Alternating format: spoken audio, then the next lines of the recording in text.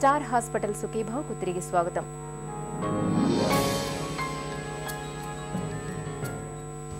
France చక్రవర్తి Napoleon Bonaparte, lady of lamp Florence Nightingale, సాపేక్ష సిద్ధాంత ఆవిష్కర్త ఆల్బర్ట్ ఐన్స్టీన్, రష్యన్ విప్లవ రూపశిల్పి లెనిన్ వీరంతా కేవలం 4 గంటలే నిద్రపోయేవారని ప్రతీతి. ఇక ఎలక్ట్రిక్ బల్బ్ సృష్టికర్త థామస్ అల్వా ఎడిసన్ మరో అడుగు ముందుకేసి నిద్రంటేనే వేస్ట్ ఆఫ్ టైం అని అప్పట్లోనే నిద్రపై నిరసన గళం వినిపించారు. 8 గంటల నిద్ర అవసరమని ఒకరంటే 6 గంటల నిద్ర చాలని మరొకరంటారు. ఏది నిజం? ప్రతి మనిషి కూడా సగటుగా కొన్ని గంటలు, ముఖ్యంగా 6 నుంచి 9 గంటల వరకు ప్రతి మనిషి కూడా తప్పకుండా నిద్రపోవాలి. నిద్ర తగ్గినప్పుడు మనిషికి ఎన్నో రకాల వ్యాధులు వస్తాయి, బాధలు కలుగుతాయి. అన్నిటికంటే ముఖ్యమైనది చాలా ఈజీగా మనందరికీ వచ్చేది తలనొప్పి, తర్వాత ఆలోచన శక్తి తగ్గిపోవడం, ఎఫిషియన్సీ డ్యూరింగ్ వర్క్ అనమాట, పనిచేసే సామర్థ్యం కూడా తగ్గిపోతుంది. ఉదాహరణకి మనం శివరాత్రి నాడు 3 సినిమాలు చూసాం అనుకుంటే రాత్రి, నెక్స్ట్ డే మార్నింగ్ అందరూ హాలిడే కావాలనుకుంటాం. ఎందుకంటే శారీరకంగా మన మెదడు పూర్తిగా రికవర్ కాలేదు కాబట్టి మనకు పనిచేసే సామర్థ్యం పూర్తిగా తగ్గిపోతుంది. అంతేకాకుండా ఏ మనిషి కూడా నిద్రని పూర్తిగా డిలీట్ చేయలేడు. అంటే మనం కోల్పోలేము నిద్రని. ఈరోజు నిద్రపోకపోయినా 2 రోజుల తర్వాతైనా 3 రోజుల తర్వాతైనా మనము తప్పకుండా నిద్రపోవాల్సిన పరిస్థితి అయితే ఉన్నది.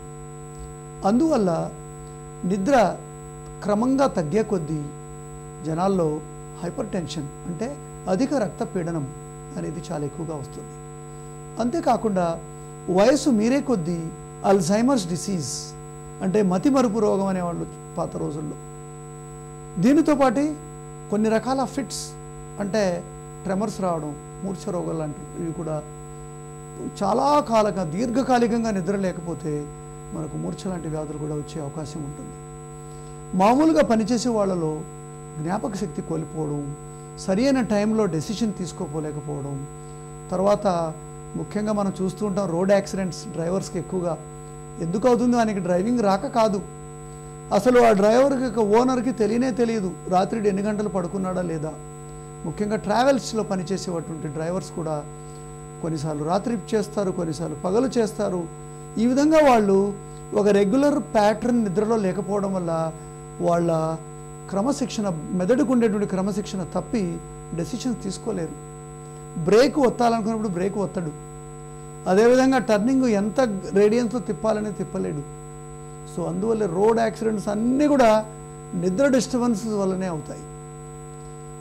ఇవి కాకుండా యూత్లో, చిన్నపిల్లల్లో, ముఖ్యంగా స్కూల్లోకి వెళ్ళే చిన్నపిల్లల్లో నిద్ర లేకపోతే వాళ్ళు పెరిగే కొద్దీ వాళ్ళకు జ్ఞాపక శక్తికి సంబంధించినటువంటి దీర్ఘకాలిక వ్యాధులు కూడా వచ్చే అవకాశాలు ఎక్కువగా ఉన్నాయి. టీనేజర్స్, అడోలసెంట్స్ వాళ్ళు రాత్రంతా ఎక్కువసేపు నిద్ర అలా మేల్కొనే ఉంటే వాళ్ళలో చెడు ఆలోచనలు ఎక్కువగా వస్తాయని కొన్ని అధ్యయనాలు మనకు తెలియబరుస్తున్నాయి.